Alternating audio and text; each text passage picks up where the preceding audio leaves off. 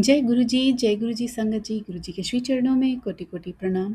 संगत जी, मेरा आज का शुक्राना सत्संग है कि गुरु जी महाराज की कृपा इतनी अत्यंत है, अपरंपार है कि उन्होंने जो हमें घर ब्लेस किया उसके आज तक मुझे ऐसा एहसास होता है कि ये गुरु जी महाराज की ब्लेसिंग है। आज ही मुझे सुबह ये रियलाइज़ हुआ कि जो हमारा घर है उसका टोटल जो बनता है एड्रेस का that makes number 3 and the 3 represents the गुरु ग्रह। तो गुरु मतलब कि गुरु की ब्लेसिंग है। और जब मैंने ये खरीदा था मतलब हमने गुरु जी महाराज के आशीर्वाद से खरीदा था घर, तो ये इतनी फास्ट खरीदा गया था कि हमने सोचा भी नहीं था कि हम खरीदेंगे या नहीं खरीदेंगे।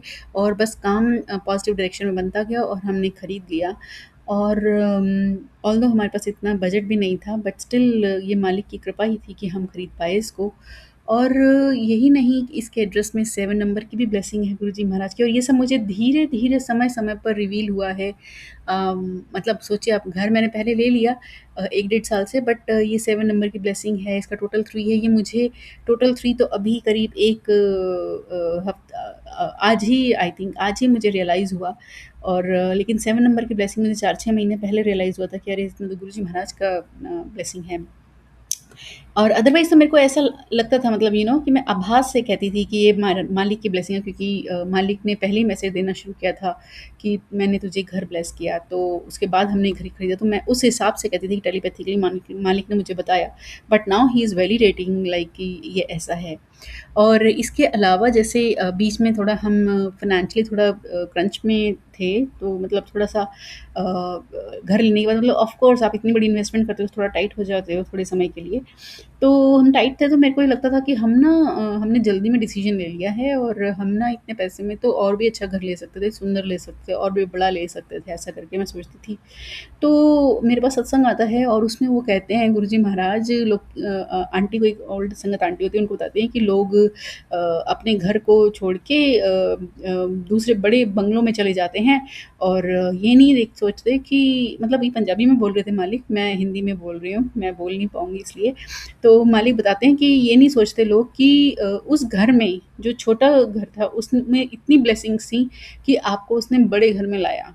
तो आप बड़े छोटे घर को कैसे छोड़ सकते हैं, क्योंकि वो ज़्यादा ब्लेस्ड है, उसमें मेरी ब्लेसिंग्स गई हुई हैं इतने टाइम से और इतने समय से जो मैं ब्लेस कर रहा हूँ, तो वो उस घर में रहती हैं। तो देन आई रियलाइज़ कि मैंने फिर ये थॉट ही छोड़ दिया कि मुझे इसको रिप्लेस करना है या मुझे इसको मतलब कहीं आगे जाना है या क्या करना है, कुछ नहीं, मैं अब सोचती ही नहीं उस डायरेक्शन में। और ये मालिक की कृपा है कि उन्होंने ही ऐसा कराया है। कभी-कभी आता है तो उसको मैं एकदम से ऐसा थॉट आता है तो मैं उसको एकदम फ्लिप कर देती हूँ कि ये मालिक की कृपा है, and I am not gonna do anything which मालिक doesn't want me to do.